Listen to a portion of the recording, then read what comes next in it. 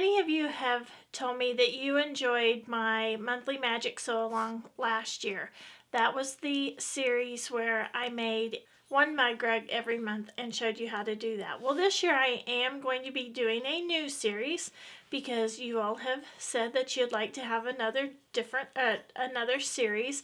It's not going to be mug rugs, but it's going to be making just small projects. Now these projects can be given as gifts. You can make them for yourself, but these are going to be items that I have been wanting to make. And I'm going to try to use the materials that are already in my house. I may have to buy a few products, but I'm really going to try to use what I have. These are going to be small, quick, and easy projects. The first project I'm going to show you how to do is using selvages. Now, I love to save selvages and use selvages in projects. If you like to collect and use selvages in different quilt projects, be sure to tell me about that in the comments below.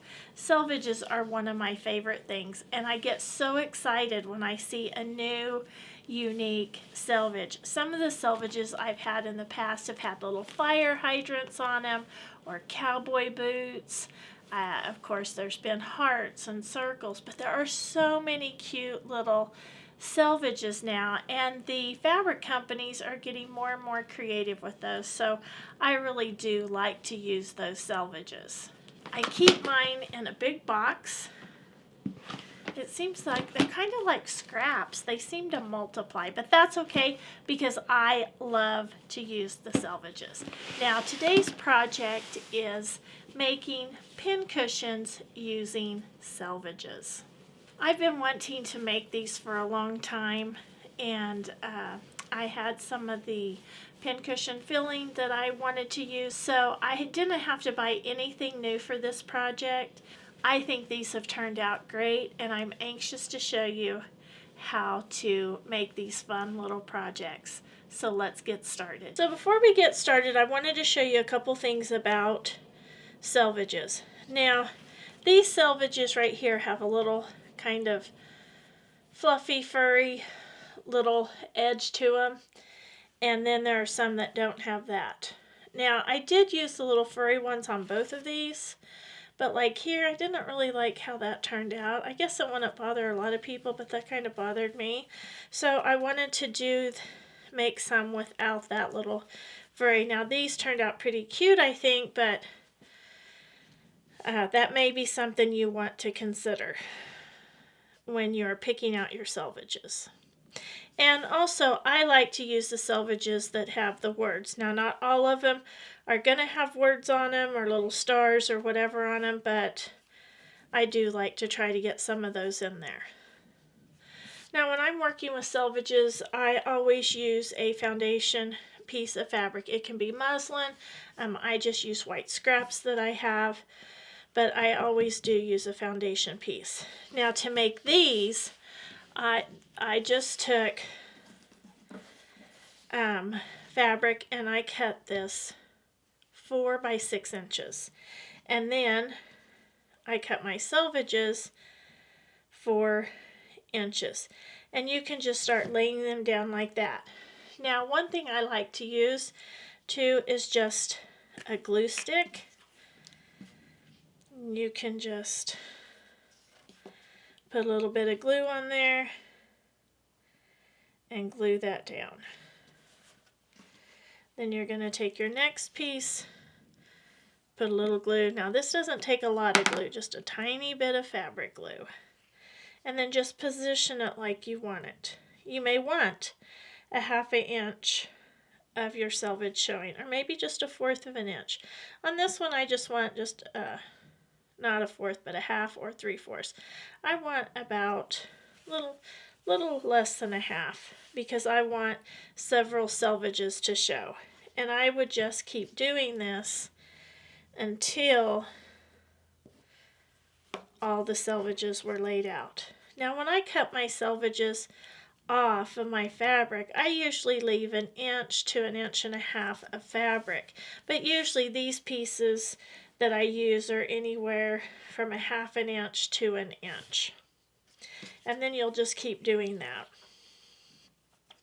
Then once you have those on there, you're going to go to your sewing machine and you're going to sew just as close to the edge of the selvage that you can. There and there, and you're just going to keep sewing all the way across there until the piece is full.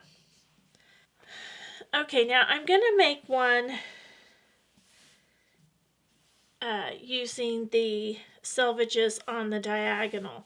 I really wanted more colors to show than what I could get to show here, and I didn't want those furry ones used, so I put them on the diagonal. So let me show you how I did that. I simply took my foundation piece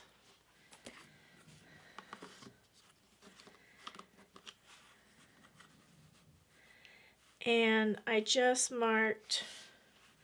It doesn't matter where you mark it. In my opinion, I just marked it, and I just marked a line that was 40 at 45 degrees. So there's my 45-degree line, and I just made a mark there. Okay, then I took one of my selvages and just laid it out like this. Okay, now I'm going to glue this one down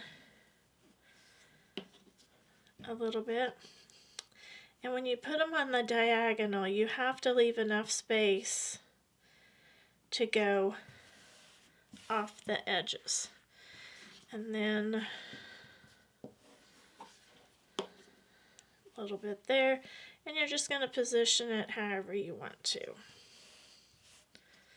with however much you want showing. I think I'm going to put my glue here. I think I'm getting a little bit on my table.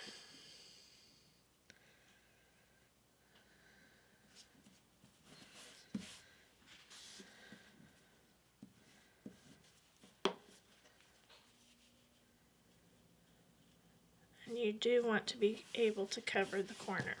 Now here I left this open. I didn't put glue there. Then you're going to take your next piece and just slip it under there like this.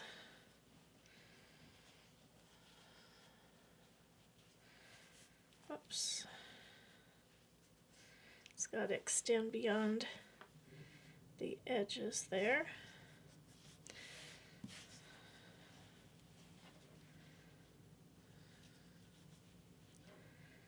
I just about cut that one too short. I think that'll be okay because we'll be using the 1/4 of an inch.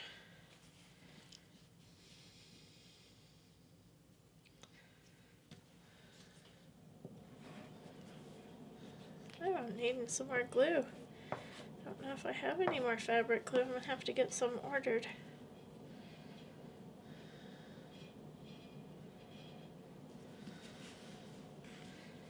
Okay, and then the last piece is just going to go right under there.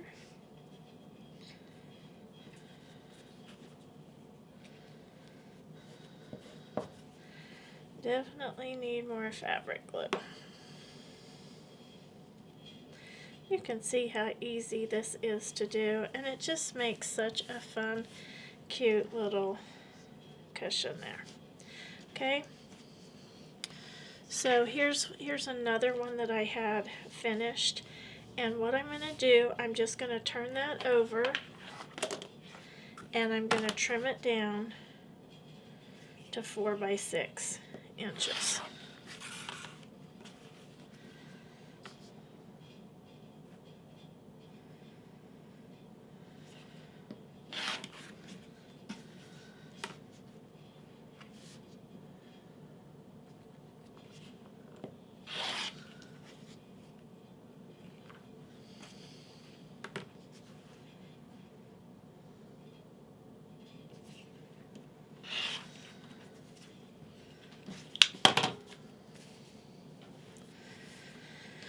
Okay, so then there's my front and my back, and all I'm going to do is put these right, oh, aren't those going to be darling? So cute. Okay, so all I'm going to do is put those together. Now I'm going to leave a space right here to turn my pincushion.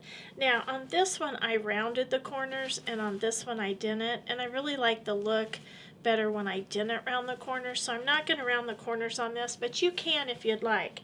So I'm just going to start here, so 1/4 of an inch all the way around. Okay, so you can see how I've sewn 1/4 of an inch all the way around there. And now I've left an opening right here, and I'm just going to turn it inside out. Before I turn it inside out, I am going to trim a little bit of bulk off these corners, so they'll be a little bit easier to turn with less bulk right there. Okay, then I am just going to turn this inside out. Okay, so I have that turned right side out, and there's lots of different things you can use to turn those corners out.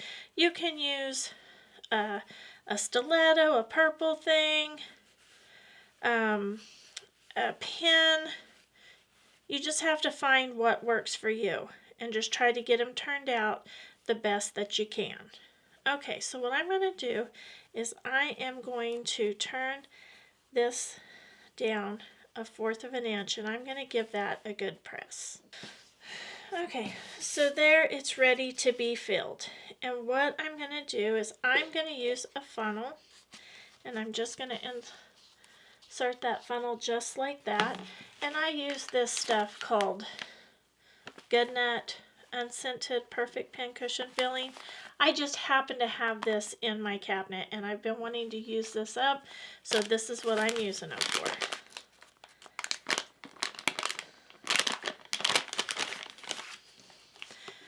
Now you may want to be careful. I'm not sure if people with nut allergies, if this will affect them, but you sure wouldn't want to give a pincushion to a quilter who has a nut allergy.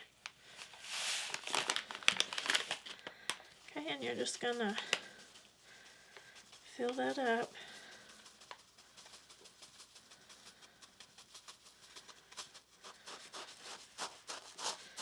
Now I like to get mine pretty full.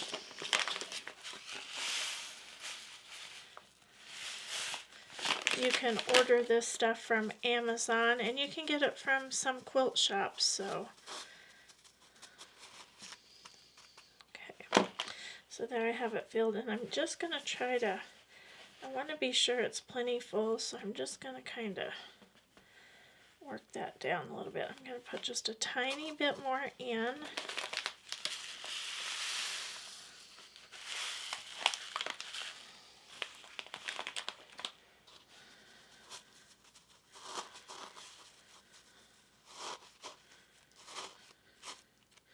Now you do want to be sure to clean your surfaces up when you're done.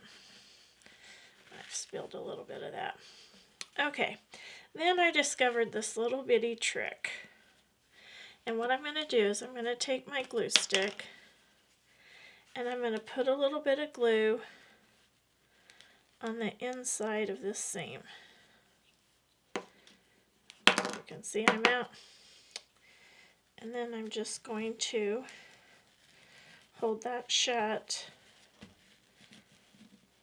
and it will stay shut while I get some thread, and then I'll just whip stitch that closed. To finish this off, I've just taken a double layer of quilting thread, made a knot, and I'm just going to whip stitch this closed.